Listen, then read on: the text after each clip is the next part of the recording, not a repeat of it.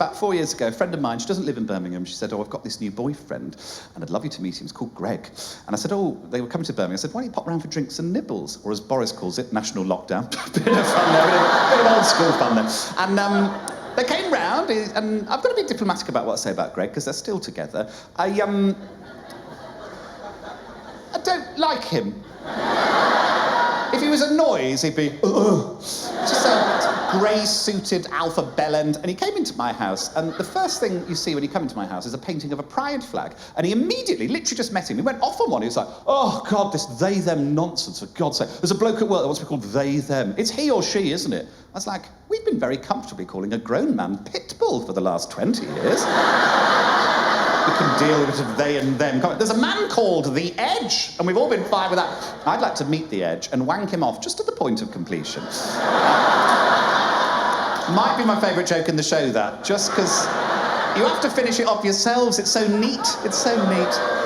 And Greg's wandering around my house, and he's an estate agent, Greg, and he was treating the whole thing like it was a valuation, going into all the rooms, going, And he went into the kitchen, which looked like this at the time. Perfectly nice, usable kitchen. There were issues with it. It had plaster that was falling away a bit. There was an outhouse at the back with an asbestos roof, but perfectly nice, usable kitchen. And he went into that room, and he went, how much you pay for this place? And I told him, and he went, what, for this? And I said, yeah. And he went, no. You've overpaid there. 20, 30 grand too much, I'd say. And I was so annoyed, because he's absolutely right. I'm terrible at negotiating, and I checked with a friend of mine who's an estate agent as well after he'd left, and she said, yeah, he's probably right, 20, 30 grand too much, but it doesn't matter in the long run, does it? You love the house, you don't want to leave, it doesn't matter. I was like, it does matter, because Greg cannot win. So I've spent the last 4 years trying to get my house price up simply to fuck off Greg. Started by getting the outhouse done. I had it knocked down. Here is a photo during that process.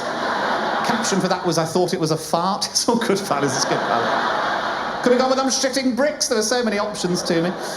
And I was genuinely obsessed with how to get my house price up. I was doing all my research, and I landed on this article in the Mail Online, which reads, the black market, how having a famous blue sign on a home adds prestige and can push up its value. Now, I looked into this. You only get a blue plaque if someone famous has died in the house, and I thought Alan Sugar's not ready for the Ford Fiesta, but I thought a plaque is something to commemorate the building. Lovely idea. So I contacted this woman. Her name is Yvonne Mosquito. That's her actual name. And she was the Lord Mayor of Birmingham. And I wrote to her. I said, yes, a wonderful woman. I wrote to her. I said, dear Lord Mayor Yvonne Mosquito, I live in a mid-terrace house in King's Heath and I'm having my kitchen extended. I'd like to invite you to open said kitchen with a grand ceremony, to which I'll also invite many dignitaries, Paul Chattel and Alison Hammond. The Lord Mayor did not reply to this message, but her assistant did and said, unfortunately, the Lord Mayor does not attend private events, but we wish you success with the grand opening of your kitchen extension and hope you have a lovely time. I thought that was a very sweet email. Issue is, she said it's because it's a private event, thus giving me a loophole. Mummy loves the loopholes. So I said, well, if this is a ticketed event and thus not a private event, would that change things? We could sell tickets for charity. Long story short, this happened. And Joe Lycett has hosted an official opening for his new kitchen extension. Everybody, and declare your kitchen extension open. What a corker of a day, what a corker of a crowd, and what a corker of a kitchen. Yeah, that happened. I was on Midlands Fucking Today.